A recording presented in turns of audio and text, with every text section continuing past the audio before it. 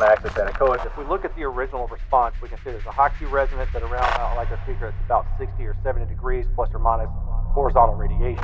I'm going to give you the convolution recording. Hello, my audiophile brethren, and welcome back here on Stjernholm Reviews. Yahoo! In the world of hi-fi, there's many schools of thought. One which focuses almost exclusively on measurements and linearity. Fellow YouTube channels like Erin's Audio Corner, for example, in my opinion, lean too heavily on measurements and too little on actual listening. Did I just say that? This is going to be great. Hell yes, I did.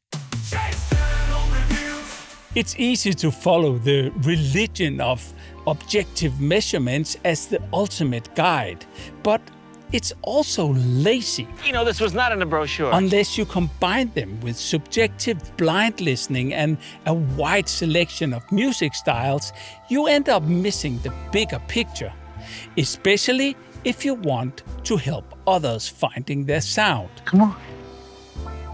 Push me. Measurements tell only part of the story. I often found myself listening to perfectly measuring extremely expensive systems that left me completely unmoved as a music lover. I'm with you. On the other hand, there are flawed speakers from a measurement standpoint that rekindle my passion for music and makes listening an absolute joy. How the hell do you measure that objectively? What? By how hard you get in your pants? Or by how much you smile? Or how hard you tap your foot? Or how many endorphins are released in your body? The truth is that measurements can introduce expectation bias that can be really hard to ignore. Elucidate ye. The brain is simply hardwired to be easily manipulated when it comes to sound. Oh, I see. Excellent. Let me be clear. I'm not saying that objective measurements doesn't matter. Of course they do. They provide valuable insights and can help us guide us towards specific characteristics. What I'm saying is that measurements alone don't tell you how a speaker will make you feel when you listen to your music in your room. That can only be discovered through listening. Honest, subjective, and prolonged listening. Understanding your preferences and knowing what you like. I know what I like. And I know you know what I like because you were trained to know what I like. But I would like to know what you like. For instance, what kind of music do you like? Whatever kind of music you like. Allows you to confidently pick your sound in a blind test and be proud of whatever the results reveal. Trust me, more often than not, audiophiles make choices that goes totally against what they actually are looking for. I've seen this again and again in my role as a consultant. Loving music isn't an art form, but I think advising others with preferences different from your own is. I beg your bloody pardon. As reviewers, one of our most important roles is to understand who a given product is for and to assess what it's like to live with over the long term. This is why I firmly believe that the subjective element is the most important. That's also why the Silverback listening team are listeners with very different preferences and backgrounds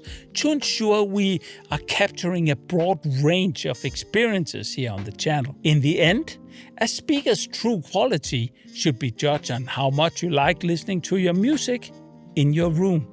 Oh, and here's the kicker that makes it really complicated. If you like the sound better if the electronics are a certain finish or your bias, whatever it might be, gives your brain a better experience, well, undeniably, if it actually adds positively to your experience, by all means, let it. No matter the objective logic. It's your pleasure, right? Look, I know what I like, but I would like to know what you like. See you soon. Loads of fun stuff is coming up on the channel. Old, new, cheap, and really, really expensive here on Stjernholm Reviews. Until next time, get subbed or get popped. Dude, can you say that? Get popped? Man, it sounds aggressive to me, man. Shut up. Yeah. Sup?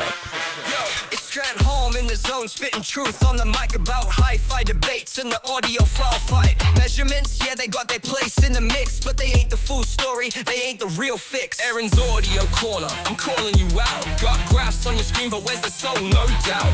Perfectly measured gear can leave you stone cold. Offload speakers, light fires and hearts, young and old. I tap my feet, feel the groove, that's the vibe check. Endorphins on blast, man, the brain's got a deck. So don't let numbers fool you, bias sneaks and slide. The real test is your smile, not the damn slug pound. Get stuck or get pop, that's the motto we drop. Turn the knobs, crank the bass, let the music never stop. From old school jams to the priciest gear, it's the feeling in your chest, not the charts you hear. Now let me break it down, make it crystal clear. Measurements are cool, but they ain't the pioneer. The subjective game, that's the real litmus test. Does it make your playlist shine, your heart invest? Silverback Squad got listeners diverse, from bass heads to treble lovers we converse. Cause hi-fi ain't a science, it's an artful dance. Your biases count too, yeah, give them a chance. So if a shiny finish makes you vibe even more, let that brain candy bias open the door. Ain't no shame in your game if it sounds just right. Trust your ears, love your tunes, bump them all night. Get some to get pop, that's the motto we drop. Turn the knobs, crank the bass, let the music never stop. From old school jams to the priciest gear, it's the feeling in your chest, not the charts you hear.